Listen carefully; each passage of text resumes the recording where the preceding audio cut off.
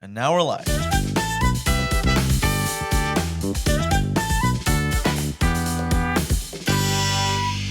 Back at it again. It's been quite a hiatus, Larry. I know. It was nice while it lasted, but now we're back. Been a while, yeah. So we actually moved out of our other studio, as you guys could tell.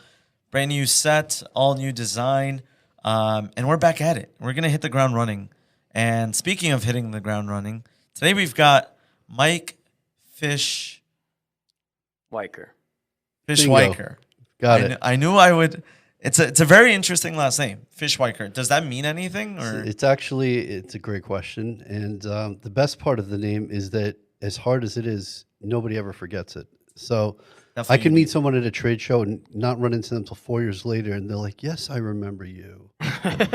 But it means fish cleaner in Polish. That's what I've been told Okay. because my father's maternal family is from Poland. Okay. But beyond that, I have no clue. Interesting. I know Fish- nothing about fish cleaning. I eat fish sometimes, but Yeah. sometimes I go fishing, but that's it. Okay. But what you do know is consulting. Yes. And that's kind of what we're going to be talking about today. You're in the medical / software consulting. Help me get this right. I know Larry, you guys know each other a little bit more than I do. Tell me a little bit about yourself. So my focus is in the healthcare technology space, specifically with software that focuses on medical care and aggregating and making useful data out of patient clinical data. That's what I focus on. Okay. And have you seen a large change or shift in technology? I mean, how long have you been doing this?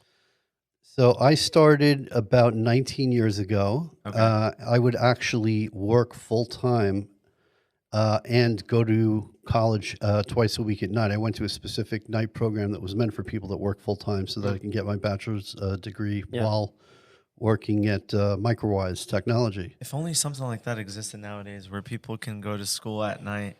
I mean, yeah, there is kind of like night. I mean, Night it's school? besides the point. Yeah, besides I the feel point. like that it's not as common as it was before. It's okay. I mean, the I think the internet has a lot to do with it because now you can take online classes and Oh, yeah, that's whenever starting you to be want. Yeah. more legitimate than it used to be. Yeah. You know. I mean, I obviously know you from the early days of Microwise, and I wanted to get kind of an understanding of the history of the industry from at that point. What was going on? What was Microwise's like agenda at that point from what you were doing in terms of your role and that involvement, and then kind of converting over to like now in the present day. So what kind of shift over time? But at that point in your career, what was going on with like the industry? So that's a great question. First off, I want to just preface by saying I've always been tech savvy, but I'm not a software engineer.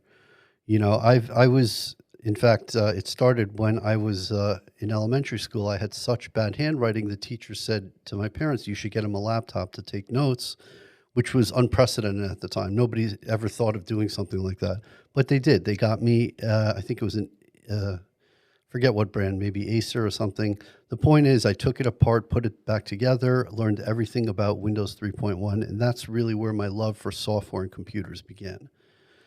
Fast forward, many years, and by chance I met with the president and founder of Microwise Technology when he was doing a demonstration for somebody I was advising for their physical therapy practice, and I really didn't know much at all about medical software at the time. When I heard the word software, much like many other people, my mind would immediately think about Best Buy or off-the-shelf software that you would go to the store and buy. I mean, this is still in the days where you had to buy a copy of Microsoft Office, not download it, keep in mind. So to me, software was something that was inherently off the shelf all the time. I didn't understand at the time, before I met this gentleman from Microwise, that there was actually a market for software that wasn't off the shelf, that was very expensive. So that's where my first very basic understandings of healthcare software came into play. For somebody who's completely out of the game of software, can you explain what Microwise is? Yes. What do you want to take that? I Because mean, you can take it right 'Cause I have ahead. no It's all clue. you. You spend more times working there than I have. So it's all you. okay, so MicroWise Technology it was a New York, New Jersey based value-added reseller for McKesson, which whether or not you've heard of them, you know them because they are currently, I think, number 11 or 12 on the Fortune 100 list. Not in healthcare in America. So they generate a lot of revenue. Anyways, they have software offerings for small to mid-size physician practices that handle everything from billing to also now electronic medical records and so on. So when from the very first moment that I saw because there was no iPads, might I mind you, then at the time, when I saw a tablet PC with a human body on it that you can tap and it spits out all these words. This 38-year-old female presents today with blah, blah, blah, blah, blah, and complains of the pain, blah. My reaction was, why is every doctor in the US not using this today? And this is in the year 2002. I couldn't understand at that point how, as the most technologically advanced country in the world, our healthcare system, which is really the most important system as far as I saw it, wasn't, at the top of this tech game. It was shocking to me how many doctors didn't have anything like this. They still use traditional paper and pen for seeing patients. And that's where my curiosity came in. And very quickly I said to myself, I want to get involved in this and do this for a living because I feel like it's a win-win. I'm helping patients get better care. I'm helping doctors have a better quality of life. I'm helping their staff go home happy and not be overworked. I mean, everybody's happy. Obviously, you can also support a family doing it. Yeah. If you're good at it. And I found out over the years I was good at it. And it's not because I'm some sort of magic super salesman. It's because I believed in the product I was selling. And that's key, and paramount, by the way, to anybody out there who sells. If you don't really truly believe firmly in what you sell, it's not going to come naturally, and you're probably going to find a lot more challenges along the way than if you really do believe in what you're selling. And it wasn't just like a traditional product, right, that you were selling. You were completely changing the lifestyle of doctors from the way they handled patients coming in and out of the practice, like from the way they were being dealt in terms of entering information and everything like that. It was a complete shift in the industry for them. So it was an amazing product, but also in the sense of like you were in the middle of like a whole changing of industry for them. Right. And just to expound on that a little, because up until that point, like most patients, I really didn't understand much about the concept of why doctors are taking notes in the room. I figured it's so they don't forget who you are. People don't realize that they get reimbursed by insurance companies based on how complex those notes are. In order for them, if they even see you for 45 minutes and they only write 2 sentences, they are not allowed to bill for a 45-minute visit. I mean, they have to have specific levels of, documentation to attest to that visit. And if they get caught even on one instance of overbilling and not having supporting documentation, minimum $10,000 fine just for that one patient, one instance. Oh, wow. Yeah. And so how has that changed basically? So like is that still the case, or like how is that transition to something else over time, or like so they were being paid off documentation from the insurance companies, and then now how's like later on how did that shift? So when you think about the mechanics of how this works, and forgive me for being transparent, but I'm going to just be straight with you. That's how we like it. It's a back and forth tug of war between doctors and insurance companies because naturally these insurance companies are a business and they want to, I don't want to say make it difficult to pay the doctors, but they want to challenge, the doctors to make sure that they're doing the work to, deserve the payout. So, and that's really what the economic backbone of healthcare was built on. When you look at it from a bird's eye view, there's a lot of problems with that. Right. Number one, you have the obvious problem of doctors sitting there every night until 7, 8, 9 at night, having to write the whole day's worth of notes out, to satisfy the way the insurance claim auditors would want to see them so they can bill what they deserve to bill. That's the obvious problem. Okay. Number two, there's, fundamentally, there's no advancement of care, that we as humans can benefit from those doctors documenting the way because those documents are just going into a folder, into a storage facility in their basement. And yeah, if the insurance company asks for them, they'll fax them because, by the way, they're not allowed to email them. But faxing is allowed. It's a whole nother discussion. Is that because of security and privacy and go figure, right? I mean, is that part of HEPA? Yeah, and that's another topic we should talk about in a few minutes. let's Yeah, we'll definitely. But anyways, yeah, believe it or not, HIPAA allows for faxing, but not for emailing unless the email is 256-bit encrypted and so on. So the point I'm trying to make to you is I'm sitting here looking at this saying to myself, and remember, I come from this background where I appreciate the value of data. I understand what you can do with data that's accumulated over time. And it makes no sense to me that we as humans are going to continue to evolve and benefit from healthcare, discoveries the way that we should be if we don't have that data in a shareable fashion.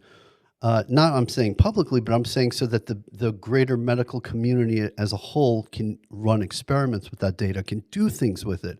It's not being discreetly kept in a database properly. Now, one thing to mention, when I say the word discrete, I don't mean what you may think is discrete. The term discrete in data terms means that, like, if you have a list of allergies, even though in the note it may list out these are the patient's allergies, if the data is kept discretely, it means that there's a database that keeps the allergies in a table where they're listed so that they can be reported on. You can run queries and say, show me all patients between this age and this age that admit an allergy to this with a reaction to this, but not this. You understand? And that's where we need to be, as a population that continues to challenge, healthcare and try and fight so that we can live to older and older ages and find cures for sicknesses.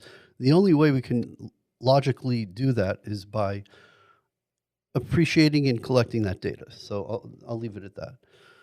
And so I kind of wanted to touch upon something that you mentioned already, which is the idea that obviously insurance, they want to create, for lack of a better way of phrasing this, as many hurdles as possible or a challenge, like you said, for the doctors in order for the doctors to get reimbursed. Do you think that's essentially a disservice because a lot of doctors end up not accepting certain insurances because of how challenging it becomes, and then that affects the potential patients who are looking for doctors who are in their insurance network, or even going private, not even accepting insurance at all, right? They're all valid, arguments that many may use to argue that we need a single payer system in this country. I'm not saying that that's what I believe, but I'm just saying that when you if you look at countries that have single payer systems, you obviously don't have these problems. Yeah. Okay. But there's also flip sides to that too. Which is what? Well, a case in point with COVID. My wife is actually Canadian. She comes from Toronto. Okay. Her parents, are, I believe, either in their late 60s or early 70s. Now, it's a standard in Toronto that they have to wait 4 months between the first and second vaccination, which is... Why is that? Because they don't have enough to go around. Okay. And, if you break down the reasons why, I mean, when you get down to it, it's obviously cost. But long story short, I know people north of the border that have found themselves in situations where they needed care, and the only appointments they can get, for like biopsy in some situations were like, 8 months down the road. And the way it works, from what I've been told by my wife, is that they have these clinics that'll do it for cash, without going through the government insurance.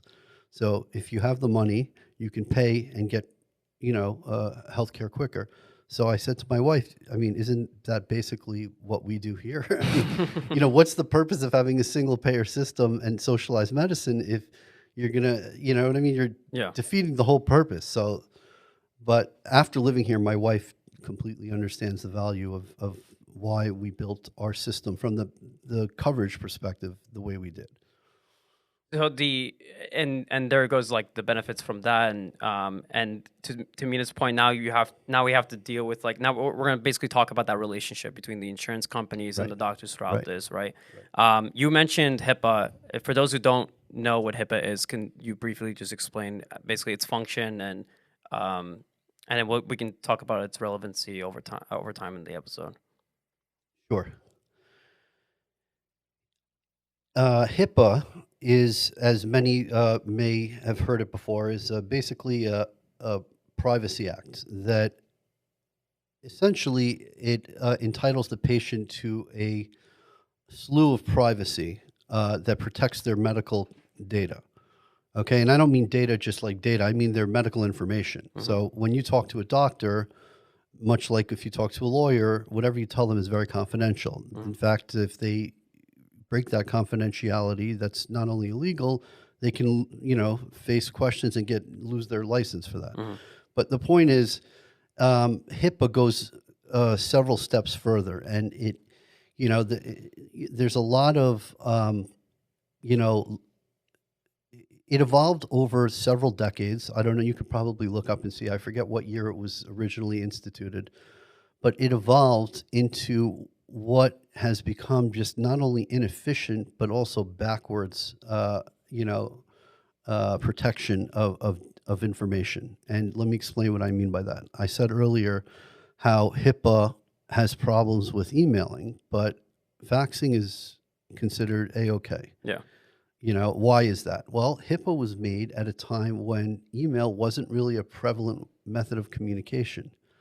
It was either basically you put a stamp on it and put it in a mailbox, you pick up the phone and say it through your words, or you can use this amazing breakthrough technology of something called a fax mill, aka a fax, where if you pick up the phone and you ever heard one, it's like, dee, da, da. So of course, who could understand what the heck the machine is saying? I mean, so that's secure, right? I mean, that was the logic behind, obviously, why faxing is secure and why email is problematic. Since email can be, and goes through so many intermediaries physically, like when you send an email, it's at a hosting company. It can be retrieved, by people that aren't physically at the location where, that's why there's all these problems with it. HIPAA, even, for example, forces practices, and again, this is just assuming they do right by HIPAA, they're not allowed to have sign-in sheets. You ever been to a doctor's office where they have a sign-in sheet? Yeah. That's a violation of HIPAA. I didn't- Really? I didn't People know wouldn't. And so now what they may do is they'll still have the sign-in sheet, but they put them on labels so that as soon as you sign in, they take your remove label it. I and see. then put it, But I see that and I say, you guys are missing the point.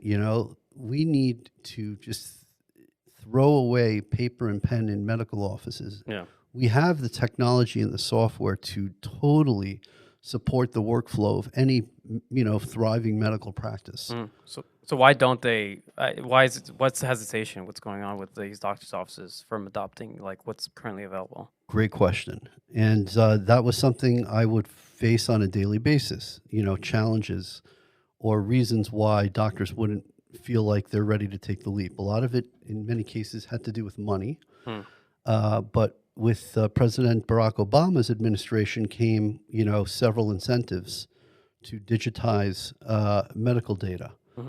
For example, the Meaningful Use Act, which they were basically allowing doctors to buy specific EMR systems that were certified meaningful use by the government, meaningful use ready, and in turn they get a bonus for the purchase. To move away from a paper system. Obama administration basically just said like you need to get off paper system, get on EMR. Right. We need to they didn't want to necessarily come out and say we're penalizing you for not doing it, We'll but we'll incentivize you. incentivize you for doing it. Okay. Yeah. you have to also keep in mind that one thing I learned over the years working with doctors is, first off, they're very smart people, but a lot of them are stuck in their own ways. God bless them. Yeah.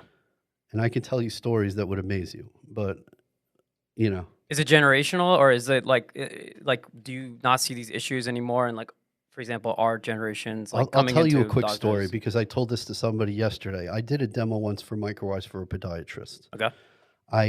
The first thing I say when I sit down is show me how you do your encounter notes, okay?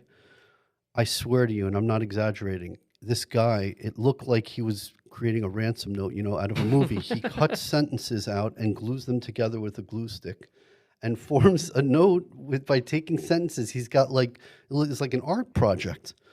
And I was thinking to myself, wow, I'm going to blow this guy away because I'm going to show him how just with a few taps, you're going to have this 2-page beautiful note. And I did my demo. I showed it to him. And you want to know what his first question was afterwards? How much is it? How am I going to get my sentences glued into the computer? He's thinking about how he's going to glue because he was so attached. Do you understand what I'm saying? Like he was so indebted into what he knows of the glue. He couldn't, remove himself for a moment to think, wait a minute, maybe let me just put this aside and think that there is possibly a better way of doing this. It's hard to break that barrier because a lot of people have been doing this for many years. Keep in mind, a lot of these doctors have been practicing for 30, 40 years. And, who am I to come along and say, listen, throw that out the window? Yeah. Right? So it's basically like, who the hell are you? I've been doing this all this time and I've been doing fine, basically. It's only natural, and you have to obviously be respectful when you show it to them. You have to understand that a lot of doctors, they're very,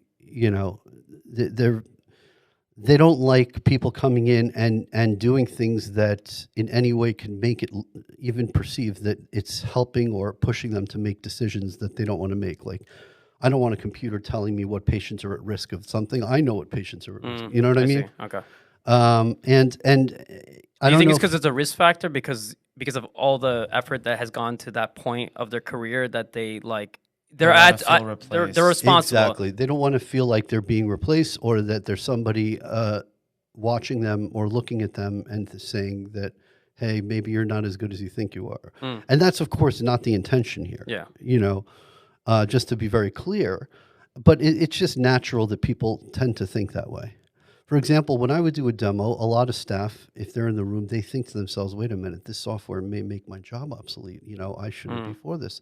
But I make it clear to them and say to them, this allows your staff to focus on more revenue generating tasks. Maybe they're doing things now that aren't generating so much revenue for the practice. Wouldn't it be great if you can use those same staff members to do things like market the practice in better ways or in other ways to get more patient flow? And that's the more productive way of looking at it. And that gives a lot of insight to people who are experiencing like when they're actually going through the doctor's offices and they criticize maybe their experience going through it.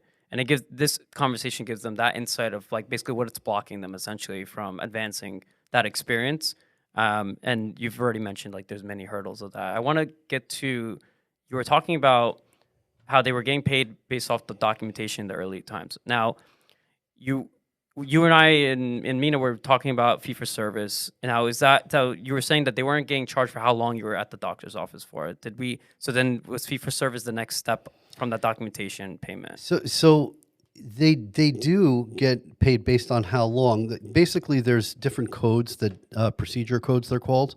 But in order to bill a higher procedure code, you better be prepared with documentation to show and satisfy that level of coding. So, you have codes that show either a 15-minute visit, 30, 45, but if you're billing 45, you better make sure you have, the necessary amount of certain amount of review of systems in your encounter note. You need to have, subsets of your chief complaint that describe location, the timing, severity, risk modifying factors, all of these little things that doctors are not robots, so they can't sit there and spit this out, from the top of their head.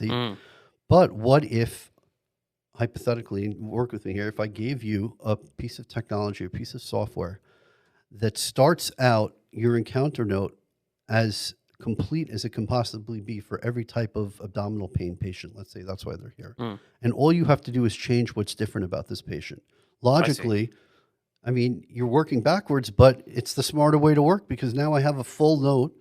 You know, I did everything on there, and I don't have to sit here typing it afterwards, But right? doesn't that cause or create an issue from the insurance side where they start to see the repetition? Well, so great question. So, and specifically because these systems would have features like new from old. What that means is when the patient comes from a follow up, you can just simply click on that last note, and it uses that as a starting point for a new one. Yeah. So naturally, you know, remember those insurance companies who are playing the tug of war we talked about. Obviously, there's not a whole lot of problems they can have with it because, hey, that's what you wanted to begin with. We're giving you your full documentation. You know, we're giving you everything you asked for, and they are losing the battle on that. And that was really the big return on investment that I would use to show doctors when I would sell the software. This is where you make your money back. I mean, bottom line, the American Academy of Family Physicians back then, I saw a number that they said, and this was published, 96% of doctors at the time were underbilling. Why? Because they didn't want to raise a flag with the insurance company and get audited. I They see. figure, listen, I may be eligible for that 45-minute thing, but I'll bill for the 30-minute because I don't want the headache of having them coming and auditing me. I say to them, what do you mean you don't want the headache? If you're doing the work, you should be getting compensated for it.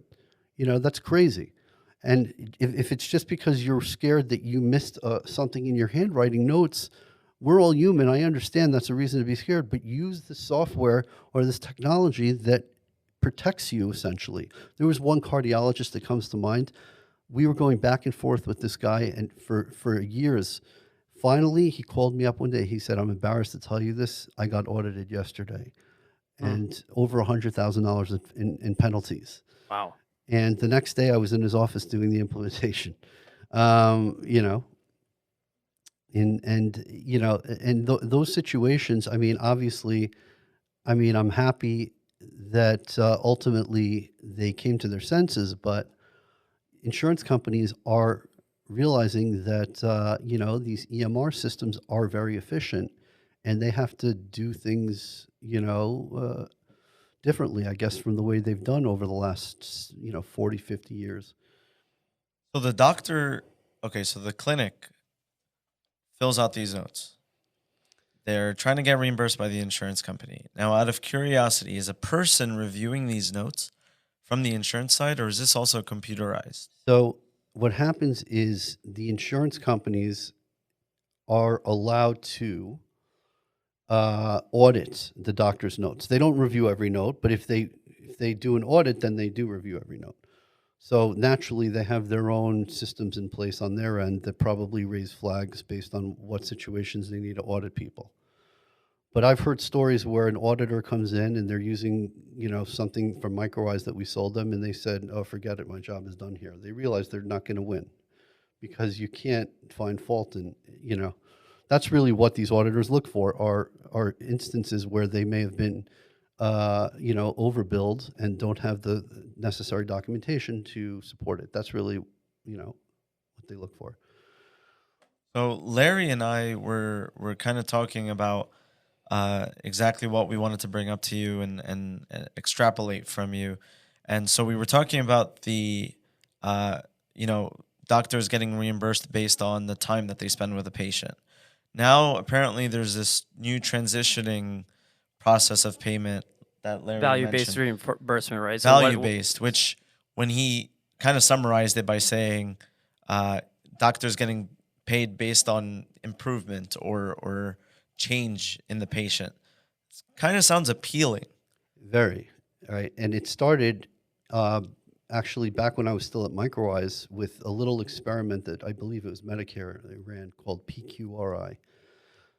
It stands for Physician Quality Reference Index. And what that was is they would basically say, if you would submit to us, the government, certain metrics of immunization data, and they specified what those metrics were, we would give you bonuses for that. And I saw, and I had the foresight back then to see what they were doing. I understood that they're just basically tiptoeing before they ran with this whole value-based, I call it VBR, value-based reimbursement model. So you saw the foreshadowing. This that. is exactly and quite frankly, they need to go in this direction. Where what that means is that they are trying to. Who's they? The insurance companies or the government in this instance? Like, who made this decision of value? Obviously, I mean, the insurance company, they lobby for what they want. So, but at the end of the day, it's the government that's making, the decisions here. What they want to do is, and I'll explain it to those who are watching or listening and don't know much about this space other than what they see when they go to the doctor. They realize that, like a lot of things that the internet and that data has revolutionized, healthcare too has to be revolutionized, economically, that is. And what I mean by that is they need to start reimbursing doctors for doing a better job rather than spending their time. Because I can walk you into certain clinics that are just like a factory where you wouldn't know the difference if they were cars coming through an assembly line or patients going through it. Yeah. And that's not what we want to see either. Listen, it may be efficient for the doctor, but the real underlying problem, I'll tell you as a patient with it, is most people, whether they realize it or not, have a deep inherited trust in their doctors. They somehow believe that if I'm at risk for something, my doctor's going to call me and give me a heads up. Which is not the case. Most exactly, of the time. Exactly. I mean, listen, it's always good to go for the yearly checkups because they can see things they may not have known otherwise, but just think of it. Imagine you were that doctor and, you see the patient maybe once every year at the most, right? Am I going to call you and say, hey, don't forget that your great aunt had breast cancer and died before she was 40, so make sure you get a mammogram? No, right? We need to have preventative care systems in place that make use of data, that give those doctors' offices information to work off of so they can have their staff calling the patients that might be pre-exposed to things like breast cancer genetically. Yeah. Right?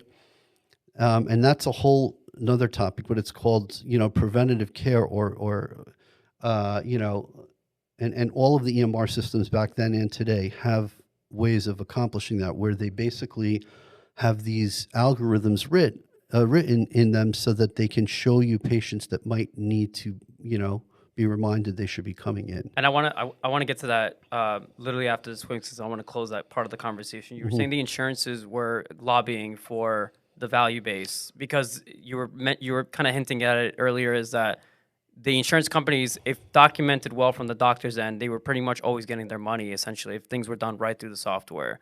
So in the sense that those hurdles that the insurance company at that end, they really couldn't really stop that. I mean, if you were doing it right, you were doing it right, you were getting your money. Now, value-based adds some complications of getting that money from the insurance companies, which would you make that argument that it was in their benefit to change it? Or well, I want to first start out by saying, just for the record, I'm not like an opponent of insurance companies, okay? I mean, I don't want people to get a picture that they're simply completely money hungry, greedy people. That's fair. Okay. But they are a business. Yeah. Don't forget that, and they are not in business just to be waiting for, a claim from your doctor just so they can quickly send them a check. Yeah. That's not how their job is to really, I want to say, push resistance on abuse, because obviously there's a lot of abuse and that's a problem.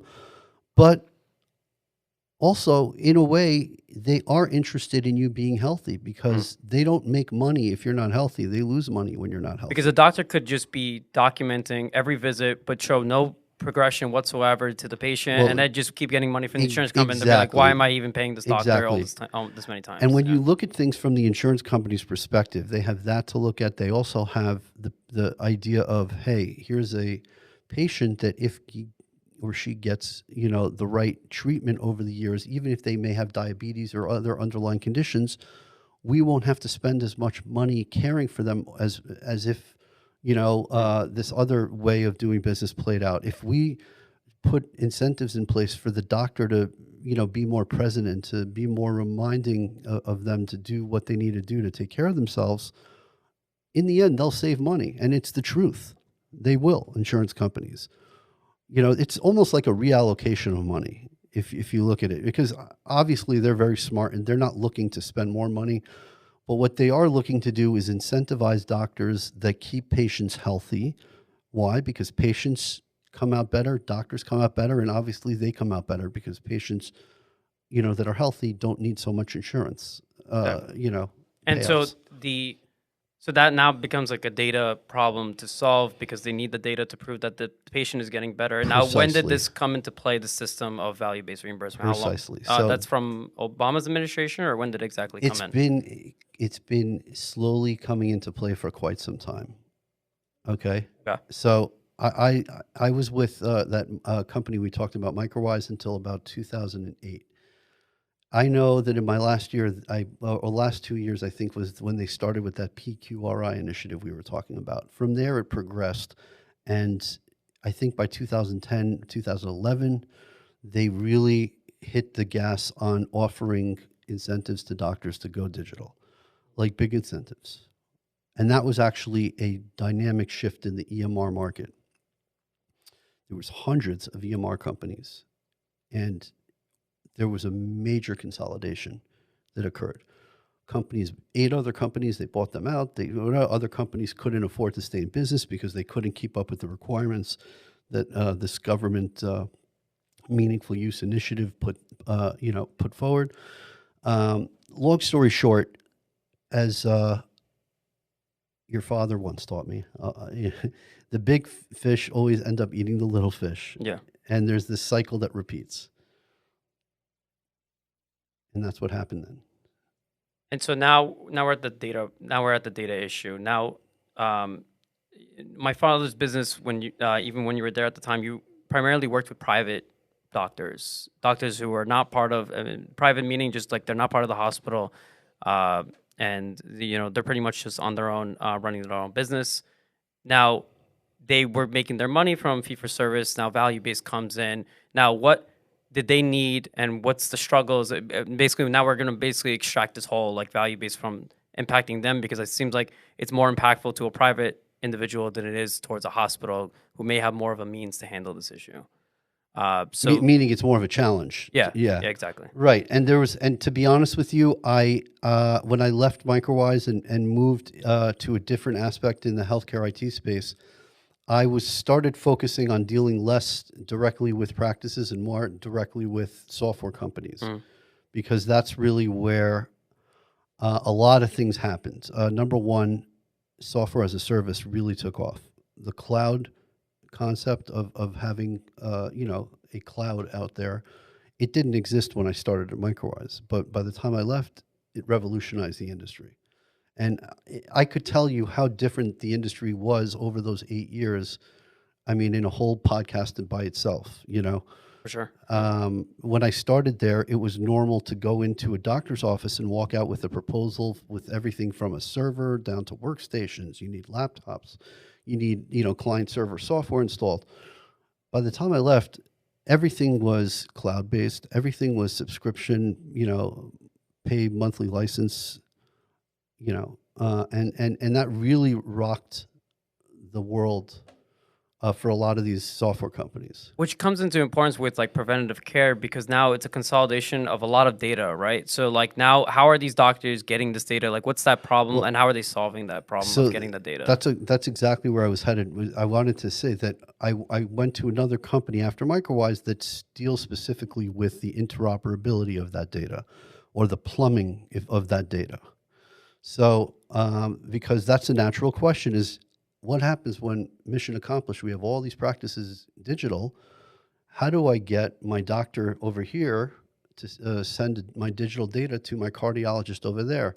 Wait a minute, they can't. Why? HIPAA?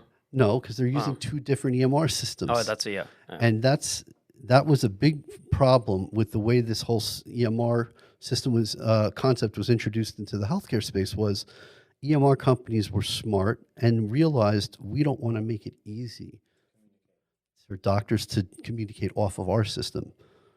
You want to communicate?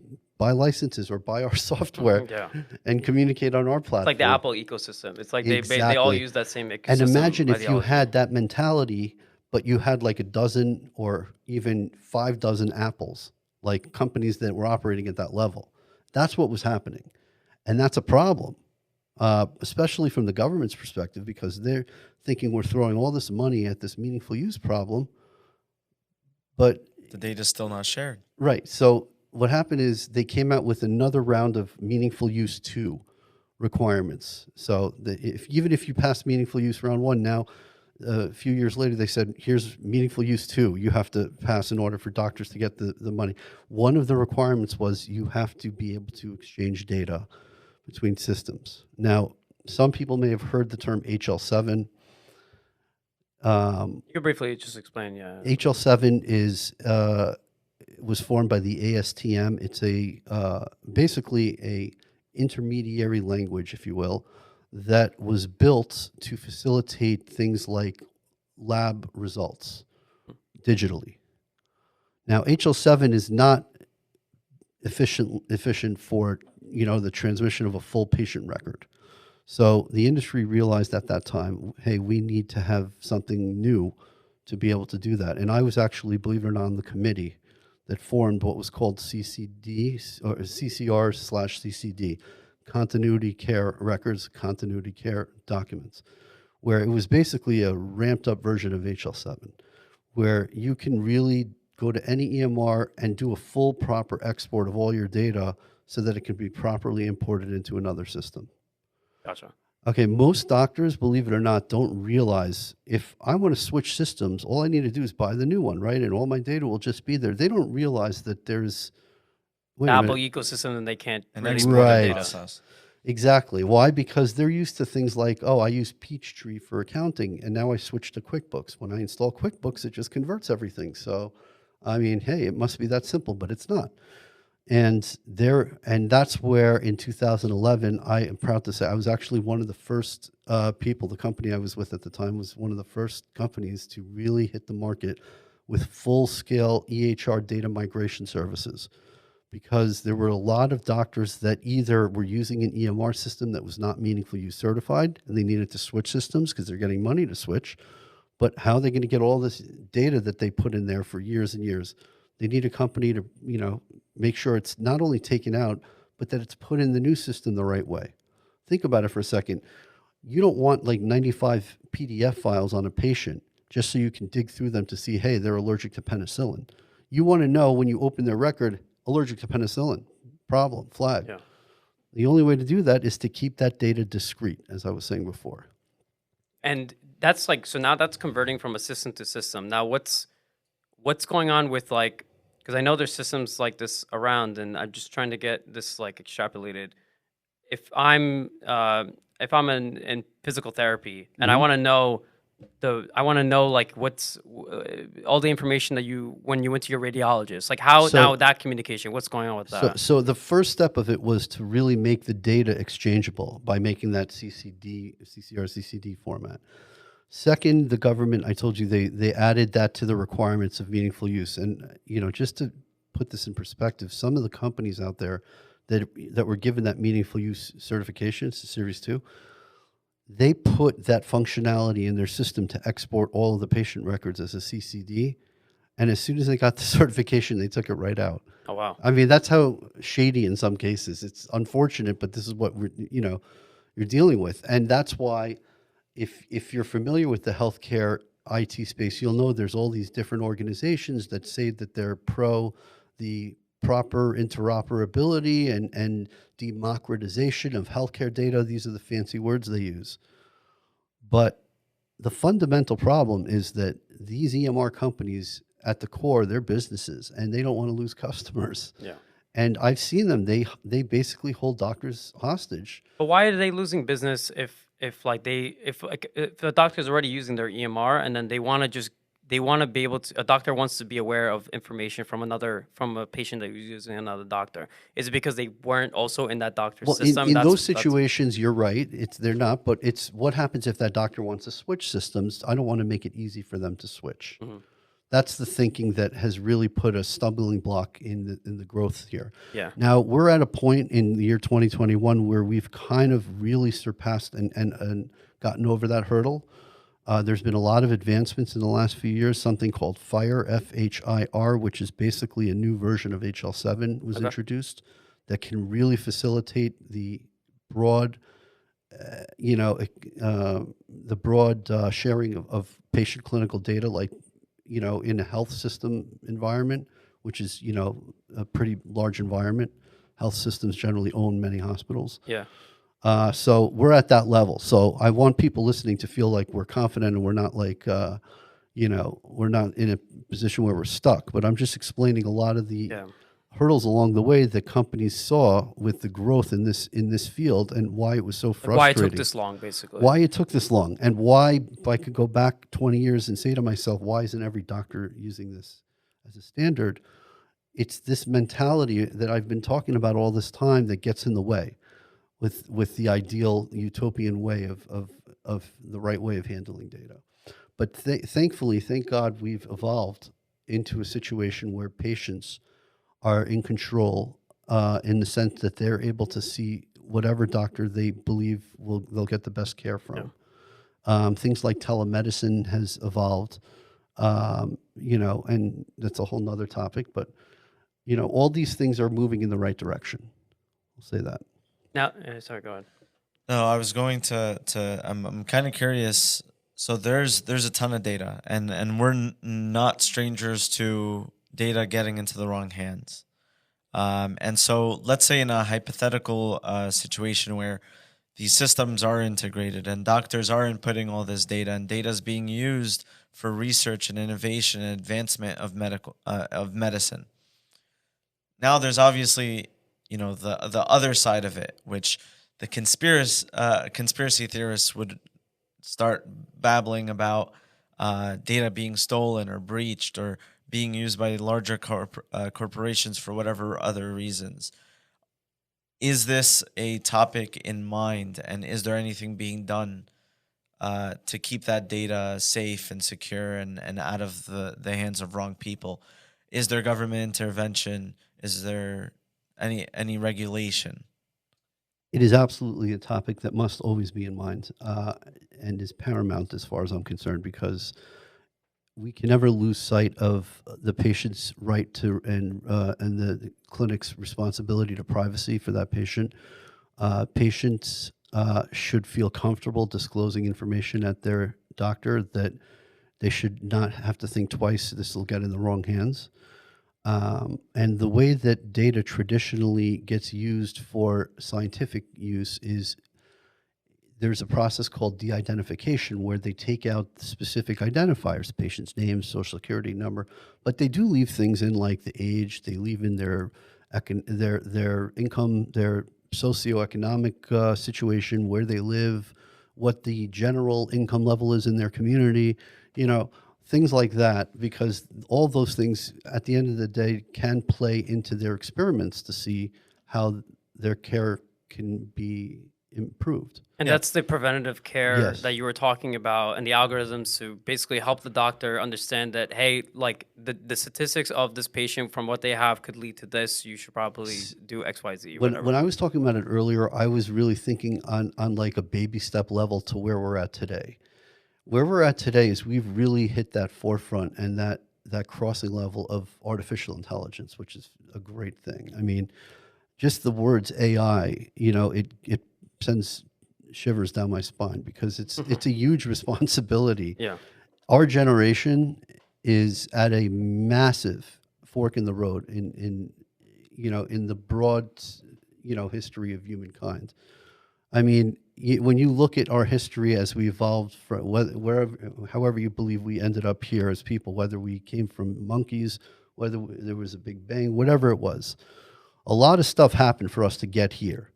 But when you look at the last 100 years, a lot of stuff has changed. And when you look at the next 100 years, a lot of stuff is going to change at a much greater pace. So it's important for us to make sure that those pace those pace changes are not held short by these little obstacles we've seen over the last 2 decades, for example, I've been talking to you about. We want to make sure that we can use AI the way it should be used, so that we can fight cancer, we can fight Alzheimer's, we can fight all these diseases that have hurt and killed people and families and so on and so forth. Because it would be unacceptable 50 years from now to say that we have no progress in the field of Alzheimer's, or, you know what I'm saying?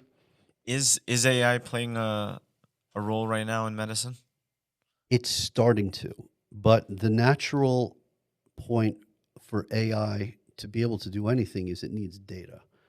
You can't really expect results without providing data to it. And AI, like any intelligence, it gets smarter over time. We've seen, and that's, by the way, on a side note, why I do now what I do, which is I'm consulting in the space I love and helping companies that are either new to healthcare or are pivoting from different industries and applying their technology to healthcare. Yeah. I help them from the business side to try and get either outsource business development or try and get the right, marketing in place and understanding and relationships in place to be effective and hit the ground running. Because I mean, you can see some of the greatest technology, out there when they hit the healthcare field. It's like they don't know what they're doing. I mean, I don't want to single out any specific companies, but when you go to some of these conferences, you see companies like, like Uber, for example. I'll just say this publicly.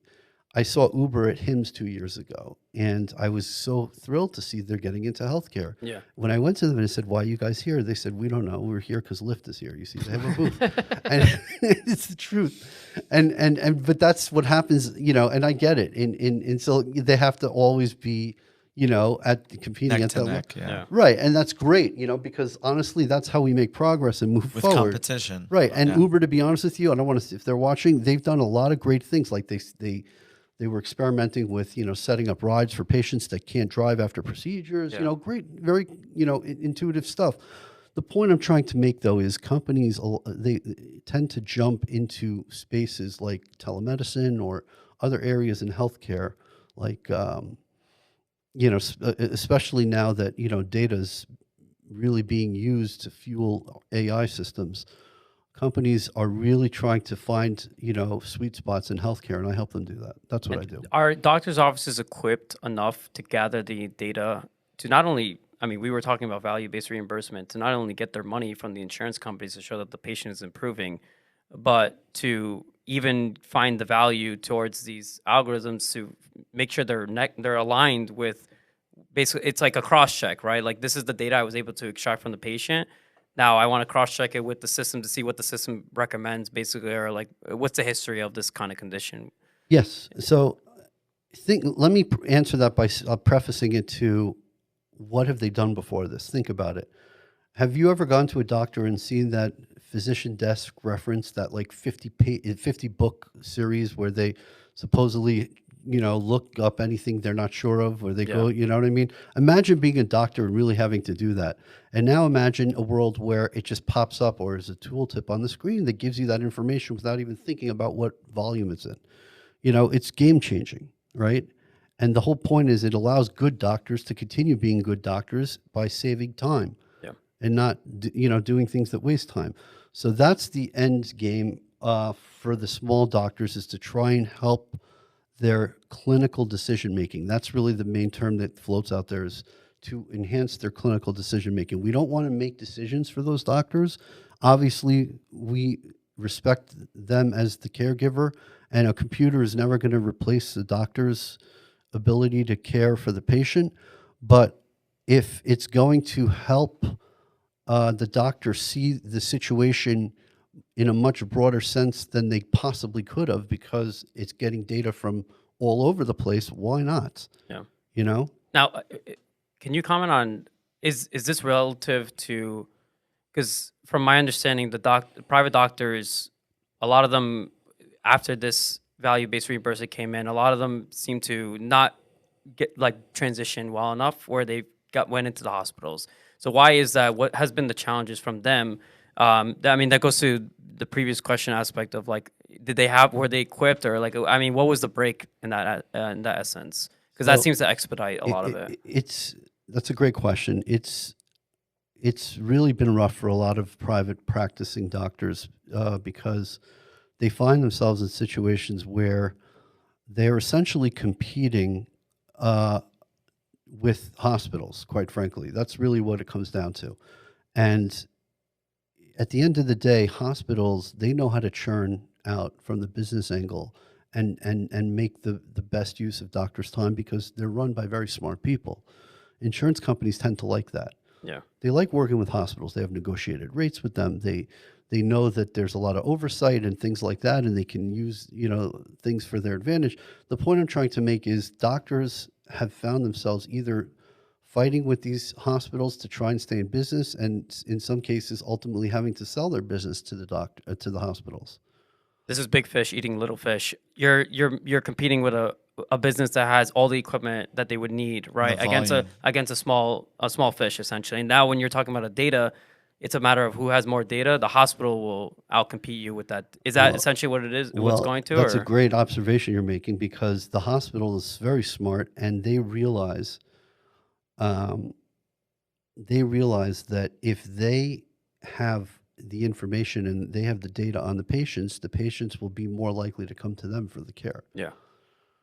I mean, I heard this whole scenario, predicted in 2003 when I was at a conference in Las Vegas, and a gentleman by the name of Mark Anderson, who actually he and I still work together in many projects.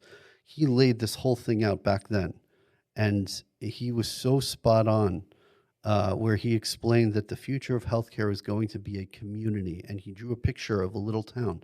At the center is the hospital, and their job is to make sure that everything flows into the hospital. Yeah. Because if the data goes in, the patients go in, whether it's for emergency room, whether it's for routine. And what does that do for the practice over here? That's the question. And it sounds like exactly what happened in tech, right? So now that's a good transition, right? It's like Amazon and Google, now they have the prowess, the algorithm, they have the technology when it comes to like artificial intelligence and in terms of data holding. Are they getting a piece of the pie now, and like what's their involvement now? So, do you want me to, take a step back? Let me explain, by the way, Sure, yeah, yeah, of because course. when I was digressing on some things to discuss, I figured when you brought this up, I'd mention it. I read a book recently on how Amazon got started and Jeff Bezos, and it's a really fascinating story. But he's a very frugal and very careful spender. There's the famous story that he didn't even have a desk. He used an old door as his desk, because he didn't find that And his car was like a Honda Civic. when he was worth billions. If you have a few moments on YouTube, look it up. You'll see the interview in 2001 with Jeff Bezos. Yeah. It's fascinating. I mean, the Amazon office then was literally like a hole in the wall in the middle of like the cheapest retail space you could find. Point I'm trying to make is, it came up at a meeting early on in Amazon. They said, we have all these computers, and all this processing power, but we're not necessarily using all that processing power all the time. And Jeff Bezos looked at his right-hand man. He said, I want you to figure out a way we can, maybe lease that unused processing power out to some companies. Maybe we can just get use of it. Why do we just let it sit there, right? That was the birth of AWS right there. And they didn't have a business plan for it. This wasn't meant to make money. This was just to Jeff Bezos's way of plugging no up waste. waste. No waste. Yeah. Exactly. And if he would have known back then that this would be the bread and butter of Amazon's future, which it is. I mean, if you think for a second that they really make their money on sending you, pots and pans, listen, they do well. They learn a lot about you. They keep you happy as a loyal customer. But where they make their money is on AWS and their cloud. People don't realize that everything is stored in the cloud. Even up until recently, Apple's iTunes music would be stored in now finally Apple has their own. Yeah. Apple Music, yeah. Right, but I'm saying Apple would rely on these well-known cloud infrastructures to store Dropbox even. They don't have their own server farm. They're using AWS. I don't know about up to today. I know as of like a year ago. The point is that he never would have imagined that. But that was definitely just a major decision that impacted the future of everything. Why? If you were a startup software company 20 years ago, you had to worry about things like getting a server, setting up a network, having a network administrator, making sure there's protection, firewall. Now you can spin up a network in under 90 seconds on AWS. You know what I mean? Like it's that advanced. Yeah. So everything in the cloud, you know, especially healthcare wise, is useful. And then to get back to your question, who controls the cloud? Obviously, you have companies like Google, you have companies like Amazon. Are they in a position to benefit? You better believe it. I mean, whether they know it or not, they're going to benefit from it. A big piece came out a year and a half ago that uncovered a active relationship between Google and a very large health system, where apparently, unbeknownst to the patients of that health system, Google was collecting data, and it was supposedly done legally. Wow. Because one question I get a lot is, well, how is the patient allowed to, I mean, how does the patient sign off on allowing their data to be used for whatever, for these, either AI systems, whatever. When you sign those forms, when you go to a doctor's office, part of, if you read what you're signing, there's a business associate agreement, and in the HIPAA form somewhere, it basically says that you give us the right to share your information with, parties we work with that might contribute to the quality of care that we give you. Which is a fancy way of saying big tech. Right, but it's not like we're selling your data or anything like that. Yeah. But leave it to Google to figure out a way to sell it, because I'm sure that will happen, right? Well, it's the criticism that Facebook got, right? Because all these course. third parties that Facebook was dealing with, and Facebook's argument was, you have a better experience if we share your data with these third parties. And if that had a fuss, I can't even imagine now what the battles are going to be with healthcare information with these big companies. People, they, listen. I think a lot of people don't realize how big some of these plays are. It's a chess game, and there's so many moves ahead that these companies have thought of. Like Fitbit was something that came to mind. I would always tell people when they go and buy a $99 Fitbit, and then this company Fitbit goes public, they think, wow, it's a device company. It's not a device company. Data company. It's a data company. They know data based on, and because now they're branching out and learning a whole lot more. Apple was smart and jumped on it with Apple Watch. Apple Watch. But I want to play devil's advocate for a moment. Mm-hmm. Who cares? So let's say, hypothetically, I have high blood pressure, right? My data gets out there. How does that get used? Who cares if some people big tech knows? some people feel that, wait a minute, now this may prevent me from certain job opportunities. This may haunt me somehow, because somehow there's going to be a database, a risk database, and if I have some condition or something, I don't want people knowing about it. I don't want them to look down on me. AIDS, for example, is something that's very sensitive to a lot of people, especially many years ago when there weren't as many treatments for it. Now, thankfully, there's more treatments. But the point is, it's a very, you have to respect the privacy of each and every patient, whether or not they have serious conditions like that. You have to treat them all, very confidentially. And that's the job of HIPAA at this point, because we were mentioning it, that how its involvement will be over this time, and it seems like it's going to be at its peak of its responsibility. There's already been little chatter that I've heard where they're trying to basically make a revamped version of HIPAA, because there's a lot of inefficiencies. That HIPAA was made, I think, and again, you can correct me if I'm wrong. 1996. It was 1996? Yeah.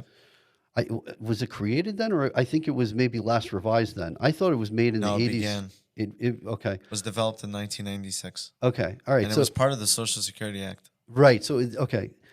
Thank you. That's right. It was built to really protect privacy over the Social Security Act. It wasn't really built for internet and for thinking about down the road of cloud. They didn't. Yeah. If you would have went back in time and said the word cloud, they'd be looking up in the sky and looking at physical clouds. They it's like the challenge with the patent agency with software is like they when they did the patent agency, they only understood it to be like a physical things, right? Like, and then now software came into being, like, how does patents work with software? It's a similar dilemma. It's like it's a very similar dilemma, sure. I mean, I saw an article that somehow, the submarine was patented like 200 years ago. And, there was no submarines then, but some guy with a lot of time on his hands, Yeah. and you know what I mean, figured out a design and somehow patented it. But yeah, that's a great example. And that's why Albert Einstein loved working, by the way, in some way in the patent office, even though he hated it. But he was intrigued by, the stuff he saw come through. Now, Mike, are you aware? So it's very clear that you're very aware of the space of EMR and just the medical field as a whole. But is this just a domestic situation, or is this also, do you have an understanding of what's going on overseas? And I kind of want to understand the comparison. Are other countries, in this EMR field, are they interested in collecting data also? Where is our health system in comparison to other countries? That's a great question. So, for the most part, I focus on the US. My exposure overseas, though, generally is limited to about a week or so every year when I go to this conference called HIMSS, which happens to be next week in Las Vegas, and I'm going. Have fun. Thank you. Should be fun. Thank you. But anyways, that's where you see a lot of players from international health systems in other countries come, generally because they like to see what's going on in the U.S. because they copy it and they try and get it to be used in their country. Like I know Dubai, for example, there's a huge revival economically in that on that side of the world of modernizing everything, and they put a lot of money into making sure that they have the best of the best. So they have a whole delegation that comes to this conference, to see what's going on. And all these countries come there to see what's going on because they realize that the best talent, for lack of a better term, is usually coming, out of the U.S.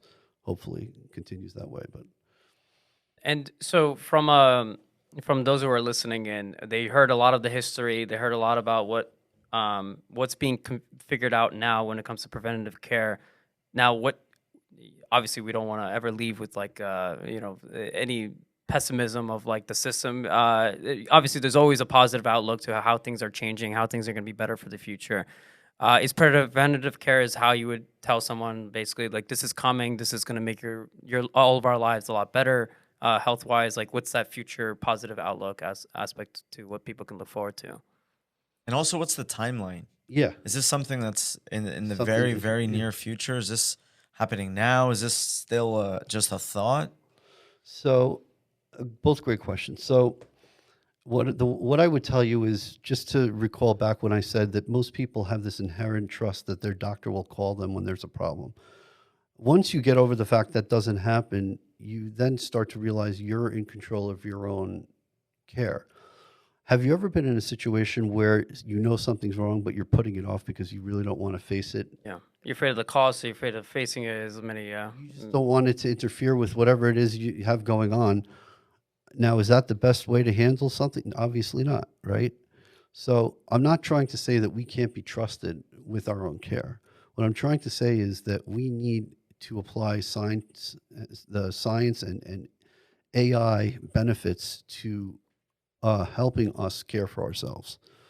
And the only way to really do that is to learn from Historic data. and us as a collective. Yeah. I mean, when you think about where healthcare has come since, I think modern healthcare was formed in 1862. Okay, over the last even from 1862 to the 1962. Okay, when you think of how far modern healthcare grew in those 100 years, okay, it was based on really just the ability of doctors being able to learn how to care for patients and act on that. Not so much on bringing back what they learned and helping the community as a whole. They did do that through medical journals, but that was it. The internet has changed that because what we're seeing now is a situation where everything is being cataloged, organized, you know what I mean, and broken down, whether we know it, whether we don't know it. In most cases, some companies don't even know what they're going to do with it, but they're smart enough to know that they need to be keeping that data because they're going to figure it out. There's so much value. it's so much value to it. It's going to be used to a greater whole, and because someone's going to be collecting all of this, right? So Right, there's like a treasure to it. whether it's a pharmaceutical company that needs to fine tune some of their medications they have in Personalized R&D. medicine is going to be like a future thing for them, right? All this stuff is going to matter. I mean, personalized medicine's been around for a long time. Most people haven't heard of it because of the cost, issues. It's fascinating that if you take the same pill that I take, scientifically, if they analyze our brains, you'll see that it affects people differently. Why? Because when you break it down, we're all really just a series of chemicals, and those chemicals are different person to person, generally controlled by our genes and our lifestyle. But the point is that, as just as you see, like, for example, the space wars, how competitively these countries that are space going countries are competing to get, leisure flights up to the outer hemisphere, whatever. Yeah. So it's amazing to think that, Richard Branson or, Bezos, literally they built, or Musk, they built their own space companies. Can you imagine saying that you did that? I mean, it's fascinating when you think about it. But these are the brilliant minds we need to help us move into the future, to help us facilitate all of this data so we can evolve as a people. And there's always going to be challenges along the way, but we need to make sure that we think collectively and understand that all of these things are meant ultimately to help us, and hopefully they're done in ways to prevent those who are trying to harm us, like hacking groups and so on. Yeah, it's going to be a beautiful story. It's going to be really exciting looking forward. I'm trying to set this up for a part 2, so I'll come. No, of course. Yeah. No, there's we've mentioned topics where you already mentioned it. Like you can extract them to a whole different episode on their own. There's a lot of we kind of hit the tip of the iceberg.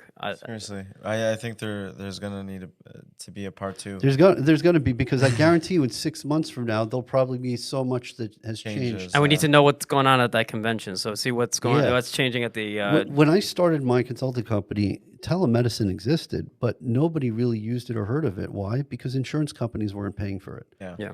In 2015 or 2016, that all changed when Medicare started paying for telemedicine. And by the way it works is that usually insurance companies follow what Medicare does. So that was the first domino that fell in a great way. I mean, and the argument for it was, just quickly, patients that live in rural areas, they may have the same healthcare coverage you have. Yeah. Their argument was, why should I be less able to see a doctor just because of my location? I'm paying the insurance company the same amount. So if there's technology that I can video chat with my doctor, why wouldn't that suffice the insurance company's needs for, and that was really the birth of the telehealth field. And that opens so much more opportunities because now you remove the barriers of your geographic area, of like opportunities for you for your care, and so now it's like open the gate for the whole country to get access to it. Absolutely, it's an exciting very future. exciting. So exciting that I decided to go to the ATA, the telehealth conference. By the way, back then, the first year there was like 30 vendors. The next year there was 70. The following year there was 300 or 400. I mean, you see the rate of it's accelerating. And when I would go to these companies and say, so like, what do you guys do? And we have this equipment, that equipment. What do you do in telehealth? We're not sure yet. We're looking to see how we can get, and that made me realize that I'm in a sweet spot, because I try to help companies like that say they're the best at, like Zoom, for example. Zoom, obviously they're doing something right? Yeah. But they're having a hard time really breaking into the telehealth space, And so I think this is a great way to conclude.